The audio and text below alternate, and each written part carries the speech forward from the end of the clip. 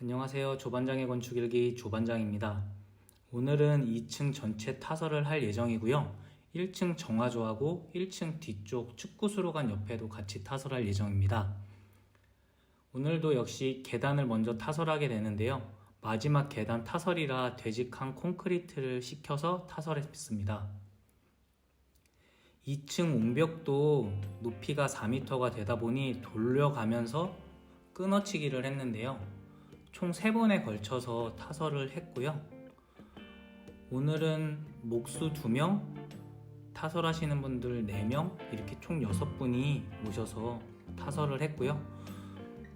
펌프카는 미리 예약을 해놓고 오후 1시부터 작업을 시작해서 3시 조금 넘겨서 끝났습니다. 보시다시피 계단을 칠 때는 계단 옆에 있는 옹벽들에 먼저 넣어주고요. 그 다음에 이제 계단 옆에 치게 되면은 옆에 조금씩 보이는 합판들로 옆에를 조금씩 다 막아 놓습니다. 그리고 나서 계단을 치게 되는데 이때 되직한 콘크리트를 써야지 흘러내리지 않고 잘 유지가 됩니다. 타설을 하면은 이런 모양이 나오는데요.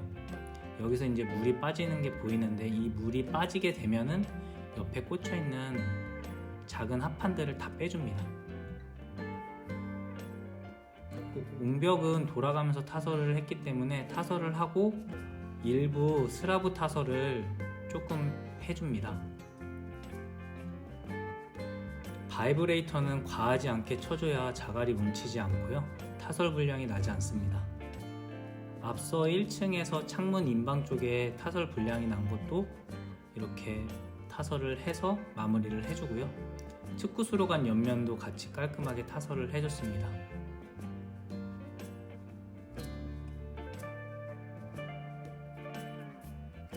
이 레미탈은 아무리 물량을 잡아놔도 그 회사에서 제때 보내주지 않으면 강제적으로 쉬면서 타설할 수밖에 없는데요.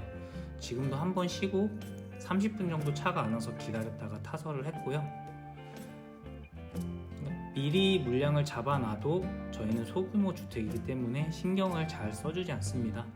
영업사원한테 물어보니까 근처에 아파트 현장이 있어서 그쪽이 물량이 많이 들어가서 그쪽으로 먼저 빼갖고 저희가 늦었다고 하는데요. 이런 경우에는 사실 어쩔 수 없습니다.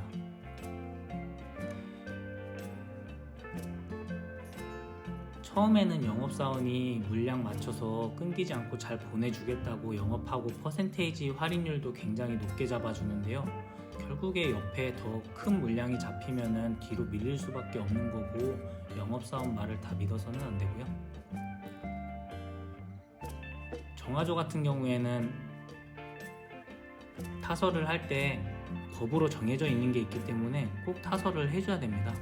정화조 위에는 눈에 보이시는 것처럼 이렇게 타설을 하고 정화조 뚜껑도 각 지자체 규격이 있어서 규격에 맞는 뚜껑을 사용해 주고요.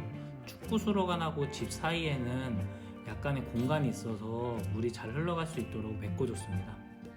하루가 지나면 물이 빠져서 사람이 디딜 수가 있는데요. 하루가 지나면 발자국이 남고 이틀이 지나면 발자국조차 남지 않습니다. 이렇게 이틀이 지난 다음에 물이 빠지면은 바로 거푸집 제거를 해도 되지만 저희는 3일이 지나서 제거를 했고요. 창고동도 방수를 1차로 해줬습니다. 타설을 한 다음에 옹벽 아래쪽을 보면은 시멘트 물이 엄청나게 내려와 있는데요. 이 물들이 다 빠져야지 사실 거푸집을 제거를 해주는 게 맞는데요. 저희는 겨울 공사이기도 하고 햇빛이 좋고 영하로 내려가지 않아서 3일 만에 저희는 옹벽을 제거를 해줬고요. 밑에 있는 것들이 다 시멘트 물이 빠진 것들입니다. 타설을 하게 되면 3일 동안은 강제로 휴무에 들어가게 되는데 이때를 이용해서 공정 정리도 하고 현장 정리도 하게 됩니다. 스라브는 최소 3주 정도는 존치를 시켜서 콘크리트 강도가 나올 때까지 제거를 하면 안 되고요. 이 동바리를 급하게 제거를 하면은 얼마 전에 광주에서 있었던 붕괴 사고처럼 토류판 자체가 무너지기 때문에 이거는 꼭 지켜가면서 작업을 해야 합니다. 오늘은 2층 전체 타설 및 정화조 타설을 했고요.